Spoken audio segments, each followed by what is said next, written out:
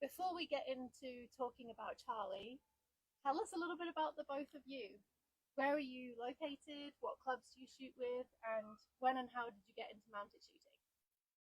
We're from Big Valley, Alberta, Canada, and our club that we shoot with is True Grit Mounted Shooters, and we started the first shooting club in Canada in 2006. And we got to know Charlie right about then. What do you love about the sport? Oh, the adrenaline rush, the people, the horses, everything about it is great. So tell us about your connection to Charlie and the little family. Well, we met Charlie and Chad in Buckeye. I think it was when it was in 12 or 14 years ago. And Charlie was one of a kind. Like, he's a wheeler dealer, and I'm a little bit like that, but not much. But me and him were dealing with some Mexicans on some halters, and started out, we were dealing with them, and they just wanted too much money. And Charlie showed me right away that he knew how to negotiate with people, and we had more fun that night. And you could shake a stick at, and we ended up buying every halter they had. At a discounted price. At a very discounted price.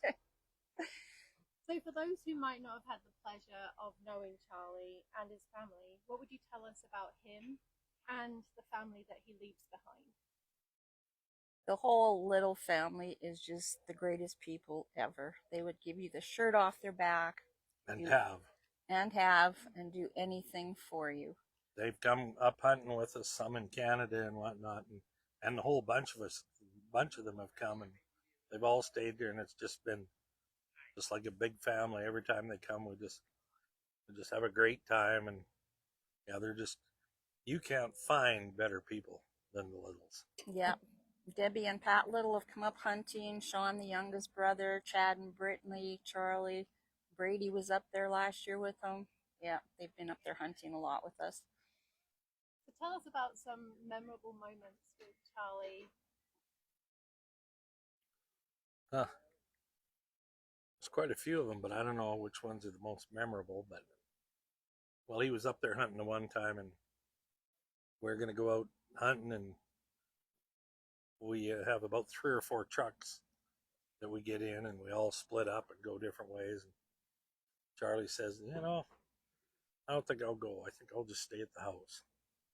I said, the hell are you talking about? You're not going to go hunting?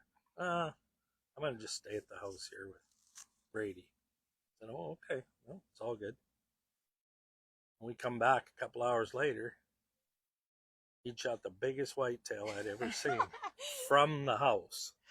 So I know Charlie knew he was there, but that's just the way Charlie was. He was lucky too. Yeah, and I mean, you always hear, and I mean, as a mounted shooter, anybody that's been in the mounted shooting world knows that it was all or nothing. If you were second in the world, Charlie said, you're number 1 loser. And that's just the way Charlie was. He was all or nothing. And the one time I asked him how to run a pattern, and it was the eyebrow, and I says, well, should I slow down a little bit going in there? He says, did you come here to lose? It is a race, you know. That was about his advice all the time. He was very competitive, which you had to be, but he was just as competitive with his brother Chad as he was with the rest of the shooters. Mm-hmm. And lots of times they were 1-2, Mm-hmm. They were the best. Charlie was the man, the myth, the legend in my mind. What would you say is Charlie's legacy? How do you think he would like to be remembered? And what impact did he have on the world? I don't know if you'd want Charlie to be remembered as a car salesman, the mounted shooter, a hunter, the father, the husband, basically the God. I mean, he was, people that knew Charlie, that really knew Charlie, knew nobody had a heart like Charlie. He had a very soft heart, even though sometimes he came across not being that way.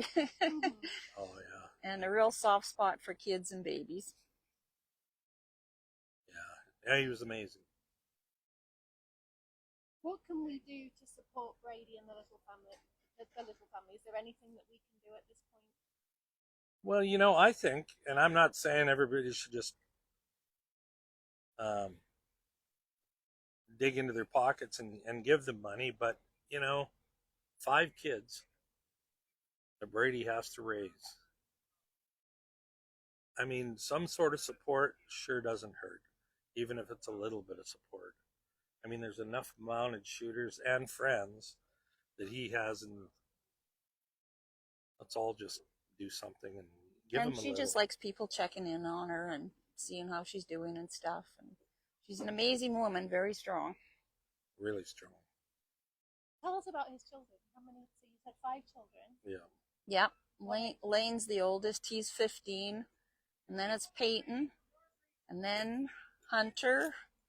And then his stepson Colt, that's Brady's. And then Hazen they have together. And he's 3. So as we go into the arena tomorrow, what should we take with us to honor Charlie? Run as fast as you can. Ride hard and shoot straight. Yeah, go like hell.